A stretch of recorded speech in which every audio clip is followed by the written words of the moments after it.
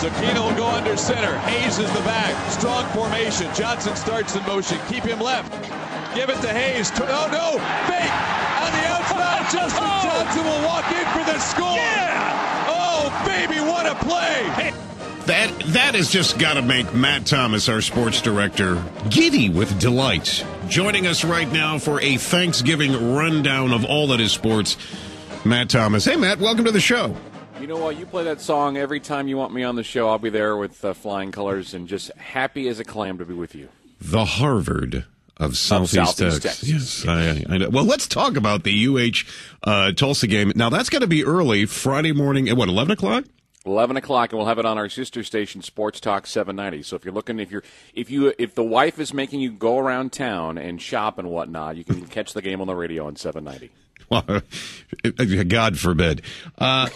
Please. Now, let's talk a little bit about that UH 3-point favorites. Are you surprised by that they are the favorites in this one?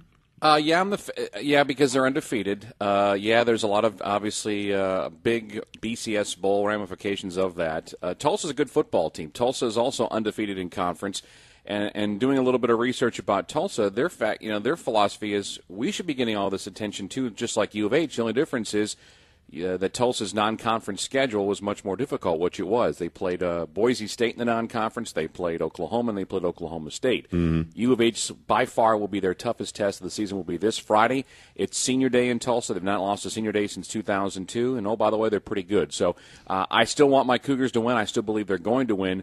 But clearly, this will be the most competitive matchup of the season for them. Matt, after this Thanksgiving, what's the future for Texas A&M and UT in terms of their games over Thanksgiving? Well, I think, Lois, you and I need to go to Bill Byrne and to Lost Dodds, the athletic director, and say, come on, gang, let's get this happening. Come on! There's a lot of posturing, frankly, and it's sad. This is big-time business, big-time college football, and rivalries are going by the wayside. To answer your question in a nutshell, there is no long-term future. Wow. If DeLoss Dodd says, we have no room for our schedule for them, he's lying to you. Schedules can be changed on a year-to-year basis. So I think it's going to come down to which television network or which commodity wants to say, all right, look, you guys need to play. It's a Thanksgiving tradition. This is the greatest rivalry in Texas and there's not even a second close one. This needs to happen. Now, the problem is you've got A&M wanting to separate themselves and kind of fly on their own, and you got Texas trying to say, all right, look, if you don't need us, we don't need you either. So there's just a lot of unfortunate posturing going around that's really going to affect what I think is one of the great traditions in Texas and watching these two teams play. Yeah, but you and I both know, Matt, that if somebody throws enough money at this thing, we can solve an awful lot of problems with the money and keep this tradition going, I think. Well, I think if you find a huge corporate sponsor to it, and ESPN gets involved because both of the schools go to conferences that are affiliated with ESPN. And look, ESPN has made football deals before.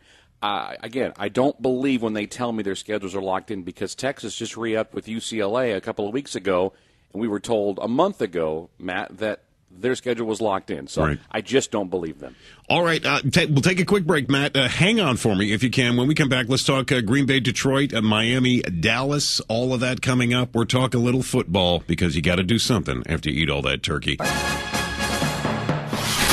Back to Matt Patrick. KTRH News Time is 8:22. Our sports director, Matt Thomas, joining us this morning. We're talking football. All right. We talk college. Let's talk pro. It was 49 years ago, almost to the day, Mr. Thomas, that Green Bay and Detroit met, and Detroit is hoping that history repeats itself because they beat Green Bay. I don't think they're going to do that come tomorrow. I don't think so either, Matt, but it's going to be a much more competitive game than I think even some people are anticipating. You got to remember, Matt, a couple of years ago there was a small group of fans and media that wanted Detroit off of Thanksgiving Day because they were ruining our Thanksgiving by giving us lousy football games at 11:30. But frankly, they're a much better football team. They're 7-3. They're going to be on prime time the week after against the Saints. It's a fun football team to watch. Matt Stafford having a great season. Calvin Johnson's an all-world wide receiver. And, oh, by the way, they're playing a Green Bay Packer team that is yet to lose. Yeah. So there's a lot of storylines. Frankly, all three games, Matt, are going to be really good. Miami's playing a lot better. Dallas is obviously going to have a huge advantage in that game as they work their way towards winning the division. And then you got the battle of the Harbaugh brothers when San Francisco takes on Baltimore. So if you can get away from the kitchen and watch football for 12 hours in a row, I don't think you'd be disappointed with any of those three games. We have our whole dinner planned around some of those games. Absolutely. I've got to ask you, though, after Thanksgiving, what do you think about Matt Leinart and the Texans? Are you confident? See, here's the thing, Lois. That wasn't good. I just don't like backup quarterbacks. It scares me that you go with a guy for the rest of the season. We don't know if Matt Schaub is seeing a foot specialist or did yesterday in Charlotte to find out how severe the injury is. Mm-hmm. I don't know. I mean, the last time we've seen Matt Leinart play in a meaningful game, he was terrible for the Arizona Cardinals. He was the third-string quarterback for this football team last year. But I'll give you some glass-half-full philosophy. Gary Kubiak, the head football coach, has done an amazing job with quarterbacks everywhere he has gone. He thought a lot of Matt Leinart to bring him back as a backup and pay him a pretty good chunk of change to be the number 2 guy. And ultimately, the defense is significantly better than it was last year. You've got 2 terrific running backs. I don't think he has to win the game on his own, but with that being said, he's going to have to make some throws. Just handing the ball off to Arian Foster and Ben Tate won't solve all the Texans' issues, that's for sure. All right, Matt Thomas, our sports director, and just by listening to him, you understand why. We appreciate you taking the time here. Just real quick, do you know something I don't know about what I'm doing after the dinner? Because you keep talking like I'm going to be doing something that I don't want to do. You talking to my wife? Well, I'm just saying, the shop's open up at midnight, so go with her between like midnight and 11 a.m. And then be in front of your television and in your radios for Houston and Tulsa, because I know that you're now an unofficial Cougar, and we'll make you an official Cougar once they win against Tulsa. That will be perfect. Hey, Matt, thanks so much. Happy Thanksgiving to you and your family. Same to you and Lois. Take care.